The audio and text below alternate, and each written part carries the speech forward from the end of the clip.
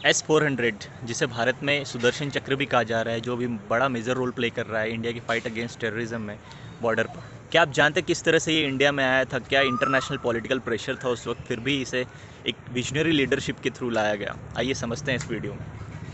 S-400 जो एक mobile surface to air missile है, जिसने अभी तक 50 से भी ज़्यादा पाकिस्तानी ड्रोन्स को एयर में ही इंटरसेप्ट कर दिया है, मतलब कि एयर में ही उसे डिस्टर्ब कर दिया है। ये दुनिया का one of the most advanced missile system है। एडवांस सिस्टम के 4 कंपोनेंट है: radar system, control and command system जहाँ से इसे कंट्रोल किया जाता है और कमांड किया जाता है अगले एक्शन के लिए, लॉन्चर एरिया जहाँ से मिसाइल्स लॉन्च होती है, और कुछ सपोर्टिव व्हीकल्स। इस मिसाइल की रेंज 400 किलोमीटर तक की जाती है मैक्सिमम, और radar detection up to 600 kilometre तक की जाता है।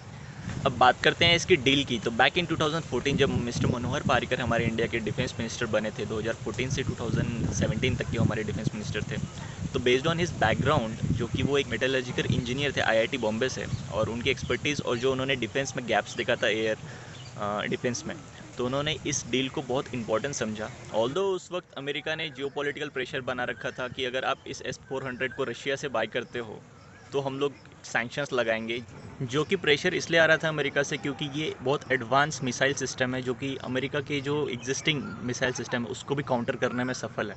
$5 बिलियन का ये डील फाइनली 5 अक्टूबर 2018 में फाइनल हुआ, जिसमें 5 S-400 बाई किए गए थे, जिसमें से 3 अभी इंडिया आ चुके हैं और 2 नेक्स्ट ईयर एक्सपेक्टेड हैं बाय 2026।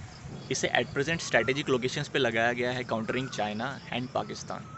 इस डील के सक्सेसफुल होने में एक और शख्स जिन्होंने बहुत बड़ा ये कंट्रीब्यूशन दिया है कंट्री में, वो है हमारे external foreign minister S Jaishankar ji, जिन्होंने अपने स्ट्रॉन्ग डिप्लोमेटिक स्टेटमेंट से इस सैंक्शंस को डिप्लोमेटिक वे में बहुत अच्छी तरीके से हैंडल किया, और जो सैंक्शंस लगाए गए थे वो वेव ऑफ कराए गए यूएस के द्वारा। तो साथियों, ये शॉर्ट स्टोरी अबाउट S-400 ये बहुत बड़ा मैसेज देती है कि जब बात सेल्फ डिफेंस की आए तो आपको स्ट्रैटेजिक और रिस्क टेकिंग डिसीजंस लेने ही पड़ेंगे, भले ही आप पे दुनिया का नेगेटिव प्रेशर क्यों ना हो। और यहाँ मैं बात सिर्फ कंट्री लेवल डिफेंस की नहीं कर रहा हूँ, इंडिविजुअल लेवल पे भी उतना इंपॉर्टेंट है।